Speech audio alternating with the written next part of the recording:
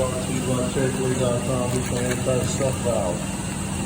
There's a phone number for the Busch vacuums.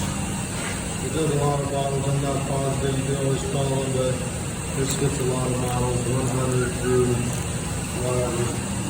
But it's down inside of here. Get some light. And it's very easy to take off the air filter, first shut off the power, leave the vacuum down, take the air filter off, the inlet, undo these 4 bolts, and it's in there on the screen, take the screen off the O-ring, this thing, take this off, and then it presses out. This right here from the top, pushes out of that little thing, push the new one back in, recross the process, reverse it, put your stuff back in, and that happens if you're getting oil in here. So you need a new anti-stuff valve for the Busch vacuum.